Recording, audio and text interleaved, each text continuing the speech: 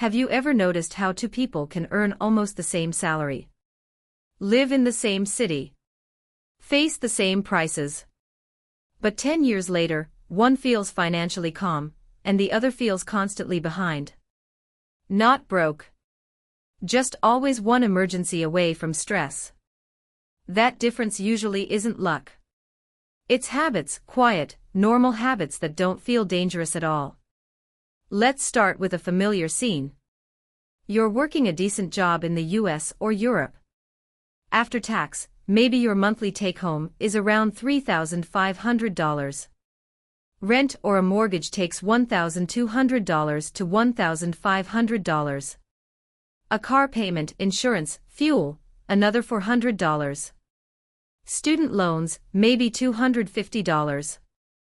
Groceries, utilities, phone, subscriptions, it all adds up. Nothing here feels irresponsible.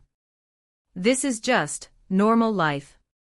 And that's exactly where the problem begins.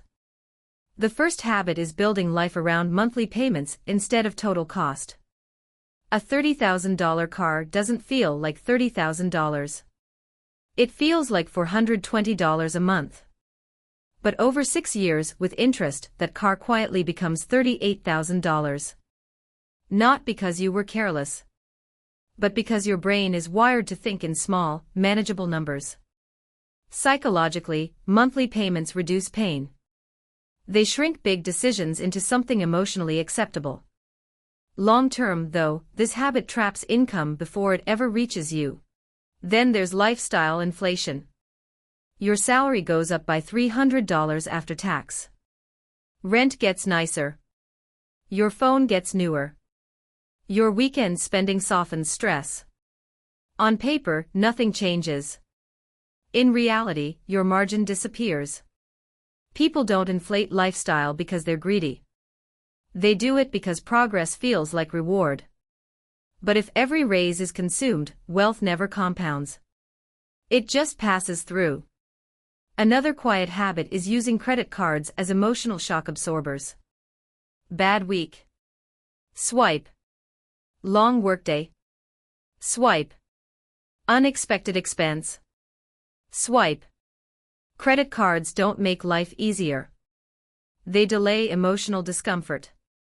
A $2,000 balance at 20% interest costs about $400 a year. Every year until it's gone. That's not punishment. That's rent you pay for avoiding short-term discomfort. Over time, this trains the brain to solve stress with spending, not planning. Then there's student debt normalization. I'll deal with it later becomes a decade.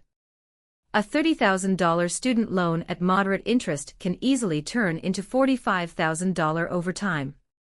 Not because payments weren't made, but because minimums feel affordable and time feels invisible. The system doesn't push urgency, so the debt just stays. Another habit is mistaking income for security. As long as the paycheck comes, everything feels stable. But income is not safety. Savings are. Many people earning $70,000 a year are more fragile than someone earning $45,000 with cash reserves. Psychologically, the brain overestimates future stability and underestimates surprise. That's why emergencies always feel unfair, even though they're inevitable. There's also the habit of outsourcing thinking. Trusting that someone smarter has already priced things fairly. This isn't laziness. Modern finance is complex by design. And most people are tired by the time they're asked to decide. Finally, there's impatience disguised as realism. I don't earn enough to think long-term. So nothing long-term is built. But basic math disagrees. Investing $300 a month over 25 years at modest returns is not flashy, but it quietly becomes hundreds of thousands. Financially intelligent people don't do anything dramatic. They think in ownership, not payments. They protect margin. They separate emotions from spending. They assume problems will happen and prepare calmly. Not because they're disciplined heroes, but because they've aligned behavior with reality.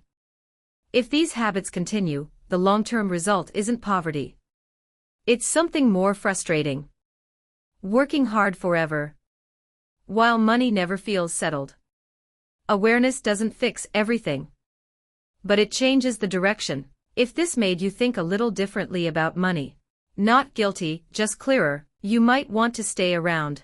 You can like the video or subscribe if you want more calm, honest finance conversations like this.